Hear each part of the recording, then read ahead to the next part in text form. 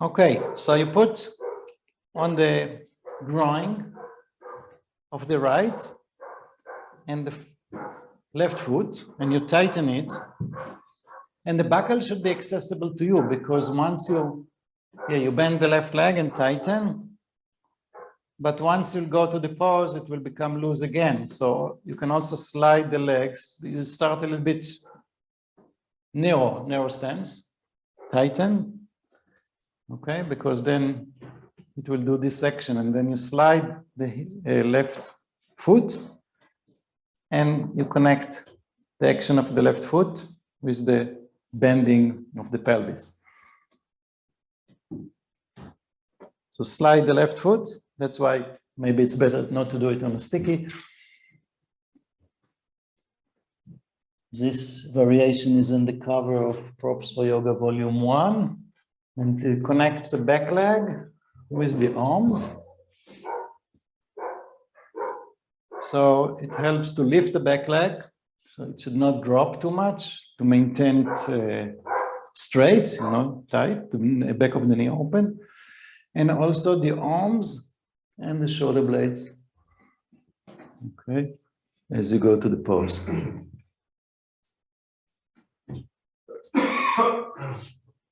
Then you come up, of course, and go and see how much you can, again, resist. With this leg does not want to go down, it wants to stay. But the buttock is heavy, pulling you down. So there's like a tug of war.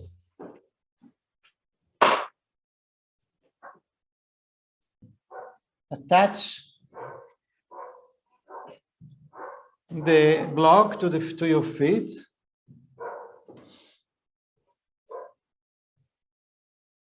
Okay, and tighten it. And then repeat Urdhva Prasarita Padasana.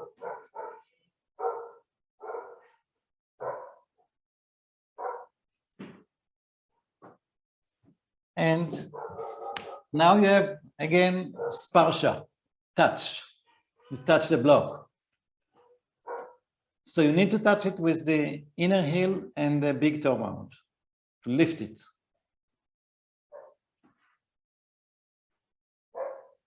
Sit in Upavishta Konasana. Maybe you show from the front. You show from the back. You make a small loop on your feet.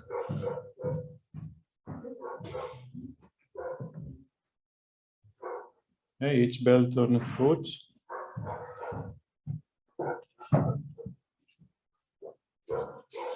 And then when I go to the right, I hold with my right hand the belt of the left foot, and with my left hand the belt of the right foot. And then I do this action with the right arm this way. So I pull with the left and move the shoulder back. Right shoulder back, turn to the right. And activate your legs. Okay, so try to roll the shoulder back, shoulder blades in,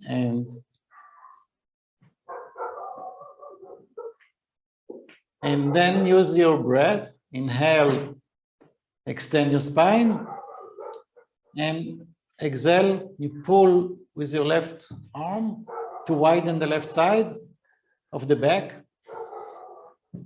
away from the spine, to turn. And you can then breathe normally for a few cycles, and then again, inhale, lift your spine, lift your armpits, and exhale, pull the belts, stretch your right arm back, and turn.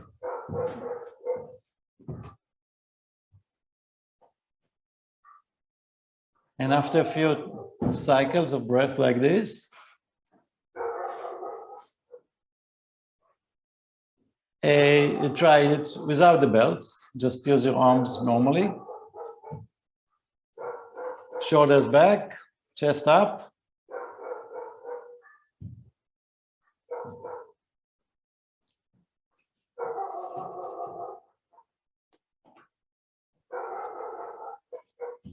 Okay, does it work? You compare. create a lot of space in the trunk and move the chest forward away from the upper belly. Thighs back. Okay, so the more you extend, the more you can concave, move the dorsal spine in, maintaining the legs active. Okay, we go to the second stage. So walk forward and push the chair to tilt it. And maybe you can now hold the chair to place the forehead on the seat. So observe what happens when you place the support to the forehead. It immediately changes the perspective, change the ambience of the pose because it has effect on the brain.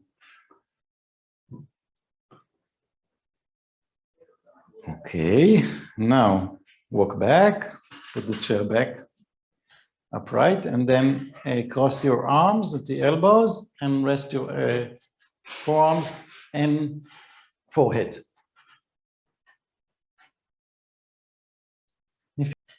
And the last stage is a little bit more demanding.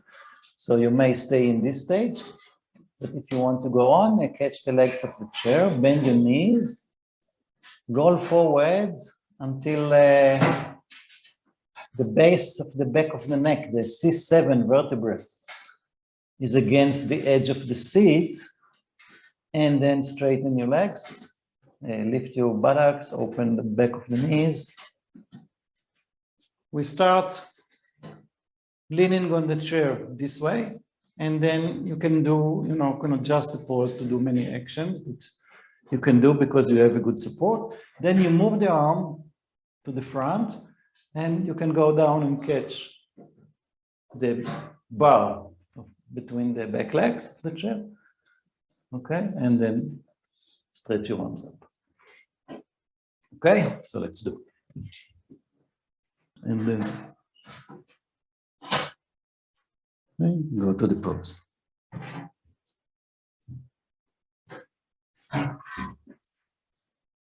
So yeah, when you're pretty close to the chair, you can adjust your heel, the center of the heel.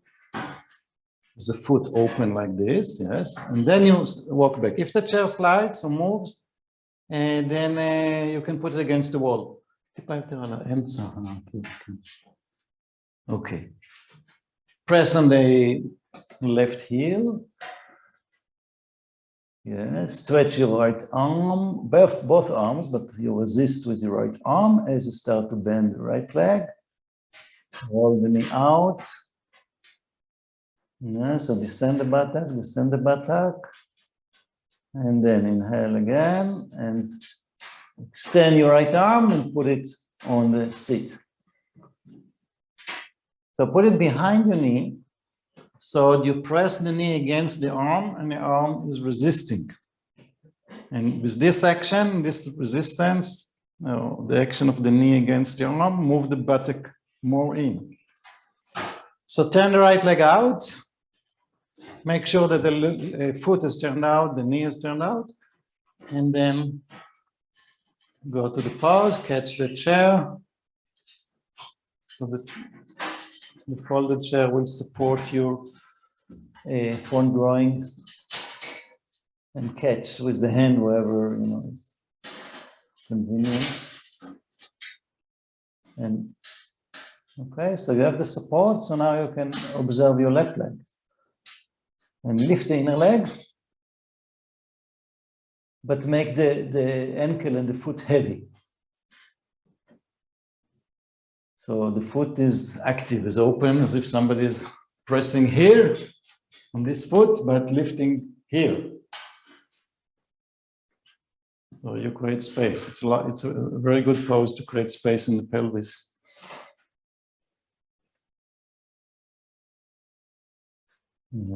Turn your chest, look up if possible, but don't tense your neck. If you feel tension in the neck, just look forward. Okay.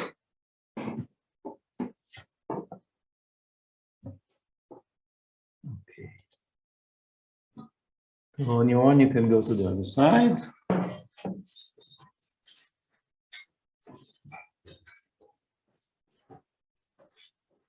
We have a long program, although the title is 12 tips with a chair.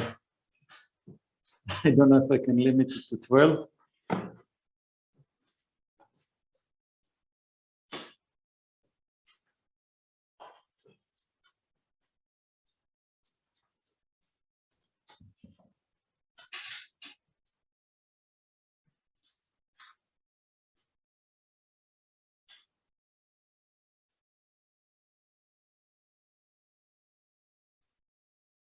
Move your left shoulder blade in to turn the chest and tighten the left triceps.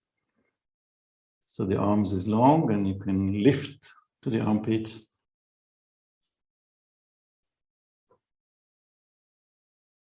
As long as you're absorbed in the pose. I see that many people lift the head, even some of you, too much. The spine, neck, and head should be in one line. And because the spine is not horizontal, the neck should follow. You know, it is diagonally.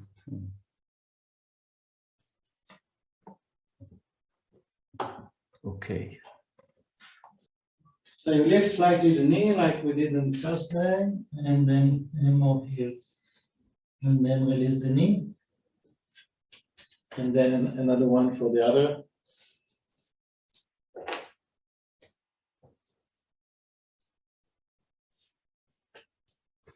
So you feel more compactness in the hips and the sacrum.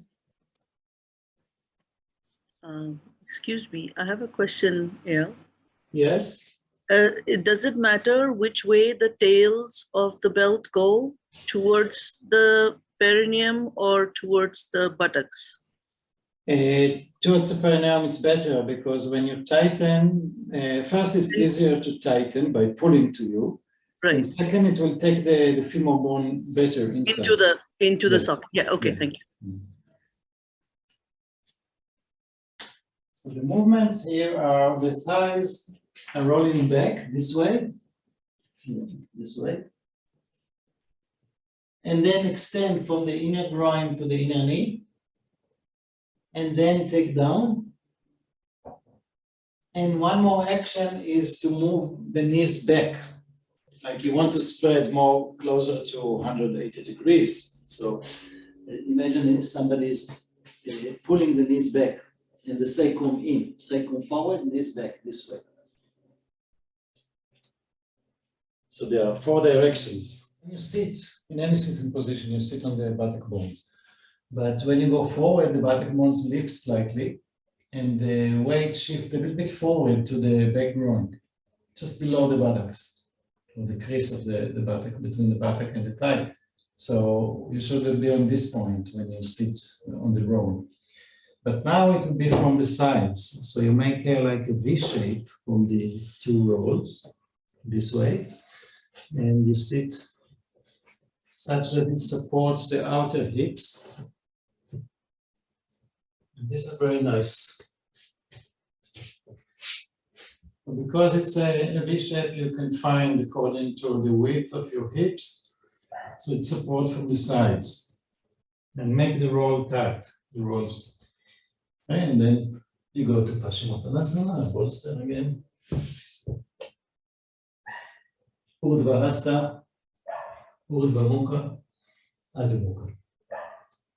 Okay, so I go to Alasana. I think I got to this point yesterday.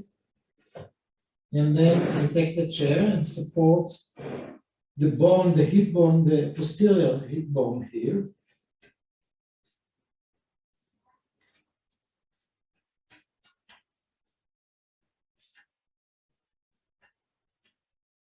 And I have this support of the chair. Sometimes you can also use the arm straight this way.